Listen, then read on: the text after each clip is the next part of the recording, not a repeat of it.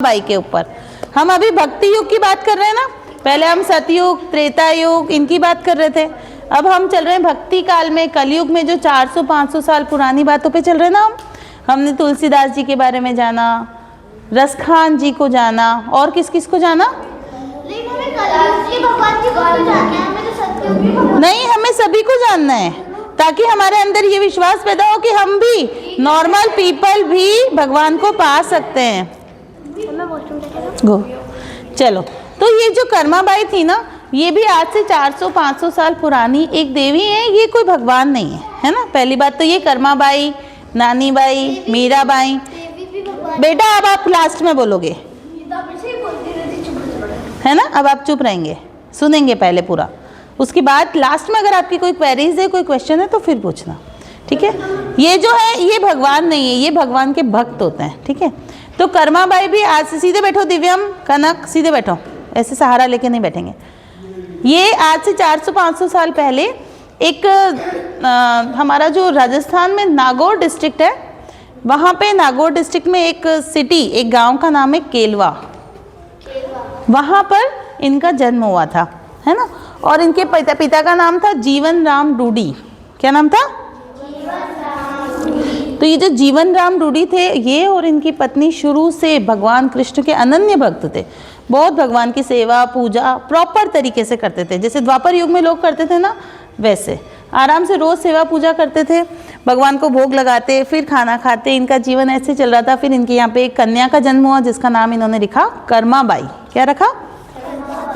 जब कर्माबाई पैदा हुई ना, तो वो अपन कोई भी बच्चा परिवार में जैसा माहौल देखता है ना, वैसा ही सीख जाता है। वो उसने देखा कि उसके माता पिता बहुत पूजा करते थे श्री कृष्ण की, तो वो भी बचपन से ही उसके अंदर ये गुण आ गए और वो भगवान की बहुत पूजा करती थी। उनको बहुत विश्वास था श्री कृष्ण में, वो श्री कृष्ण की पूजा आराधना करती थी। फिर धीरे धीरे ऐसे ही समय चलता रहा, टाइम निकल गया। फिर एक बार जब वो 13 साल की हो गई ना, देखो अभी मैं आपको बोलूँगी खिचड़ा बनाने का तो हम में से कोई भी नहीं बना पाओगे आप लोग, लेकिन उस खाना पकाना नहीं बना सकते ना। लेकिन उस टाइम पे जो गर्ल्स होती थी वो छोटी से ही, क्योंकि स्कूलिंग तो होती ही नहीं थी, तो वो बचपन से ही घर का काम करना सीख जाती थी। तो जब वो 13 साल की हुई तब तक वो सारा घर का काम संभालने लग गई थी। जब वो 13 साल की हो गई तो उनके माता पिता पुष्कर जाना चाहते थे। उनको पुष्कर तीर्थ पे स्नान करने जाना था, कुछ 4-5 दिनों के लिए, 10 दिनों के लिए उनकी यात्रा। पहले ट्रांसपोर्टेशन के इतने मीन्स तो थे नहीं, जाते कैसे? ये तो है नहीं कि कार उठाई और चले गए, बस में बैठ के चले गए। कैसे जाते थे? पैदल, बैलगाड़ी पर, है ना, ऊंट गाड़ी पे, इस तरह से जाते थे। तो जाने आने में बहुत सारा टाइम कंज्यूम हो जाता था, बहुत सारा उनका समय। क्या हुआ बेटा? वॉशरूम जाना है? दीदी के पास जाना है? जाओ, हाँ जाओ, आप इधर आ जाओ, शिफ्ट हो जाओ, ठीक है। तो फिर क्या हुआ कि उनके मम्मी पापा को जाके आने में 7-8 दिन का समय लगा। तो उनके मम्मी पापा ने उनको क्या कहा कि घर का काम तो तू करना ही, लेकिन एक चीज तू करना, रोज भगवान की सेवा पूजा करना और श्री कृष्ण को भोग लगा कर ही तू खाना खाना, है ना। बाकी तू खाना मत खाना, एक बार रोज भगवान को भोग लगा के फिर ही तू जिम में बैठना, क्योंकि यही हमारे घर का नियम है, ठीक है भाई। अब उनके माता पिता चले गए यात्रा पे। वो अगले दिन सुबह उठी, उन्होंने नहाई धोई, अपना जो काम करना था किया। बच्ची तो थी, ज़्यादा समझती नहीं थी। उन्होंने खींचड़ा बनाया, ठीक है, खींचड़ा बनाया और भगवान के लिए भोग लगाने के लिए रख दिया। और भगवान को कहा, हे भगवान कृष्ण आप भोग लगाना, है ना। फिर उन्होंने क्या किया, जितने मैं घर का दूसरा काम कर लेती हूँ, वो अपने कामों में लग गई। बीच बीच में आती जाती देखती कि भगवान ने भोग लगाया कि नहीं। भगवान तो खा ही नहीं रहे।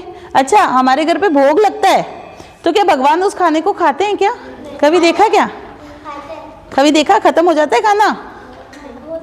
लगा अभी भोग लगा। हमारे घर में जो भगवान जी ना, उनके पर हम भोग लगाते थे, पर्दा बंद कर देते थे, फिर जो लड्डू था ना वो आधा खाया होता है। अच्छा चल, अब इसका ये लाइव वीडियो बना के आप सबको भेजेगी कल, ठीक है।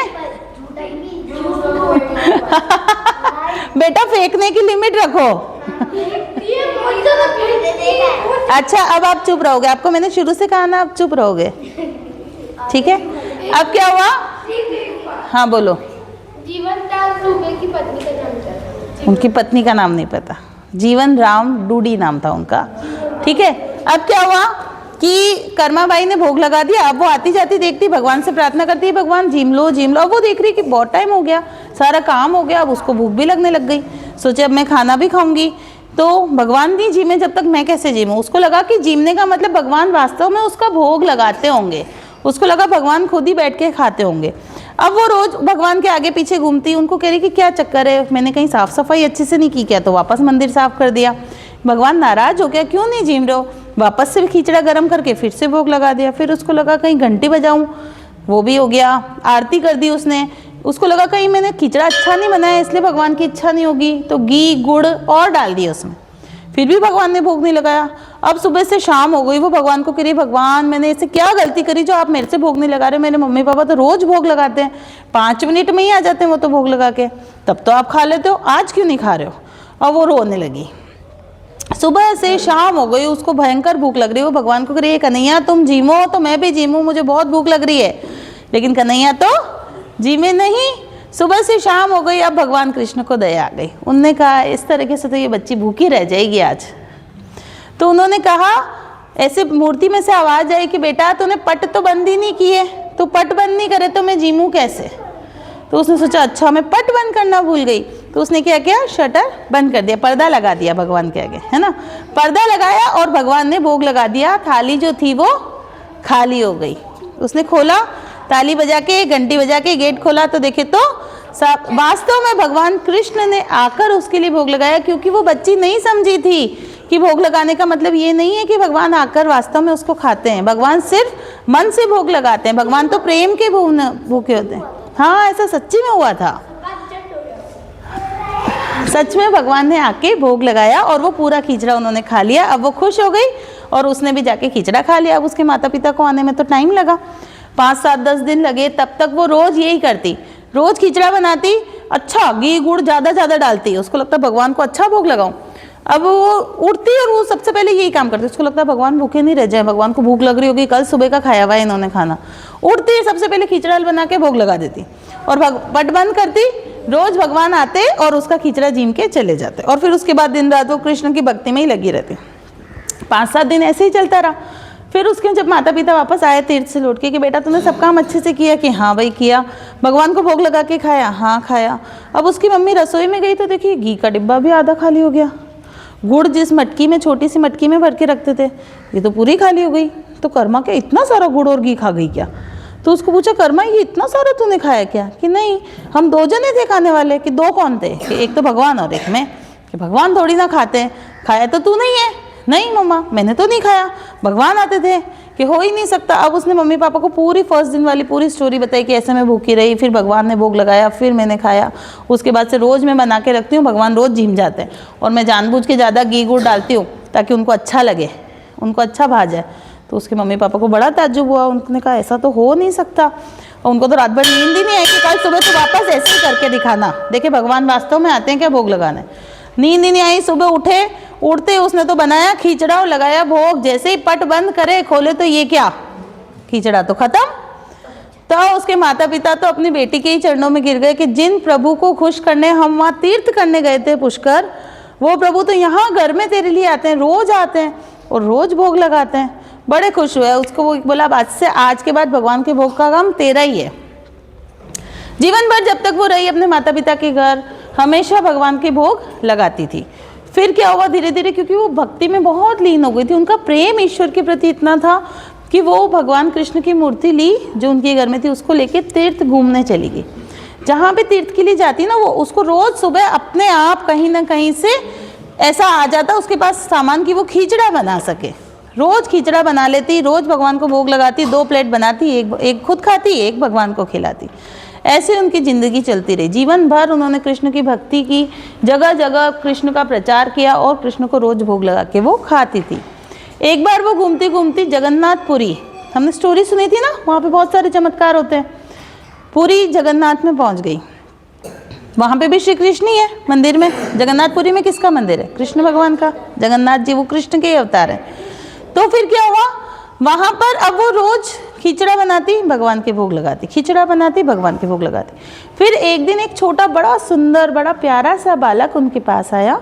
उस बच्चे ने कहा कि हे मैया, क्या तुम मुझे भी खिचड़ा खिला दोगी क्या? कि हाँ बेटा ज़रूर खिला दूंगी। वो तो इतना मनमोहक था, उसको देख के कर्माबाई को बहुत प्रेम उमड़ रहा था। तो उन्होंने उसको खाना खिलाया। अब रोज़ वो 3 थाली खिचड़ा बनाने लग गई। एक तो भगवान के भोग लगाती, वो खाते, एक उस बालक को खिलाती और एक खुद खाती, रोज़ इसी तरह से। उसका नाम पता नहीं। वो कृष्ण जी थे। कृष्ण जी ही थे, ये बात तो तुमने सही कही। अब वो रोज आते, भोग लगाते, उस बालक को भी खिलाती, रोज खाती। अब एक दिन एक साधु उधर से गुजर रहे थे, मंदिर के पंडित जी है ना उनके।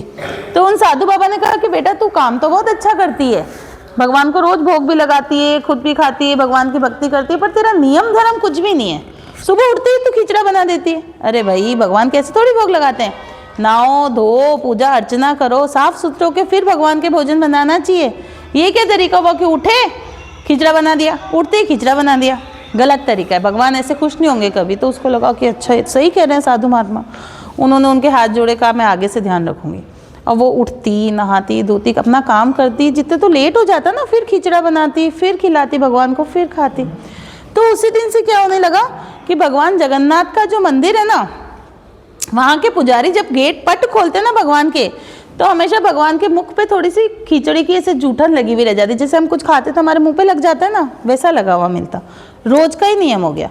रोज सुबह पट खोलते तो भगवान के मुंह पे खिचड़ी की जूठन लगी हुई। तो पुजारी जी ने कहा ये क्या चमत्कार है भगवान, आप कहीं ना कहीं तो रोज खिचड़ा जीम के आ रहे हो, कहीं ना कहीं आप जीमते हो और उसकी जूठन आपके मुंह पे लगी हुई है। क्या राज है, ये जूठन क्यों लगी हुई है, मुझे समझ नहीं आ रहा, आप ही मुझे बताओ।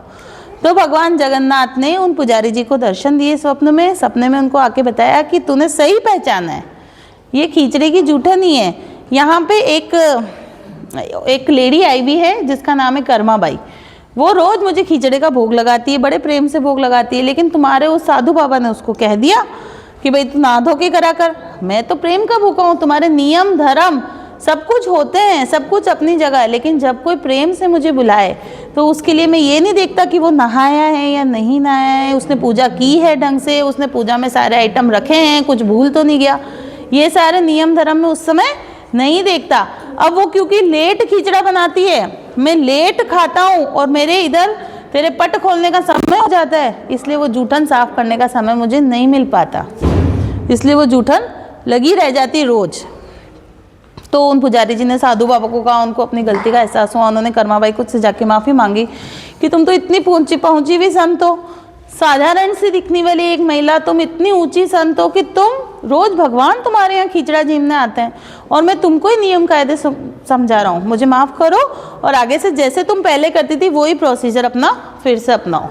तो अगले दिन से कर्माबाई ने फिर से जल्दी बिना नहाए वो जो उनका रूटीन था खिचड़ा बनाना भोग लगाना वो सब शुरू कर दिया। और देखे तो अगले दिन से जगन्नाथ भगवान के मुंह पे कोई जूठन उनको नहीं मिलती थी पुजारी जी को। फिर कुछ दिनों बाद ऐसा हुआ कि एक बार उन्होंने देखा कि ना तो भगवान भोग लगा रहे हैं मंदिर में और उनकी भगवान की जो मूर्ति थी उससे आंसू की धाराएं बहती चली जा रही। फिर उन पुजारी जी ने उनसे रिक्वेस्ट की कि भगवान ऐसा क्यों, आज क्या बात है कि आपकी आंखों से इतने आंसू क्यों बह रहे हैं और ना आप भोग लगा रहे हैं ना कोई बात, क्या बात हो रही है, सभी भक्तजन परेशान हैं।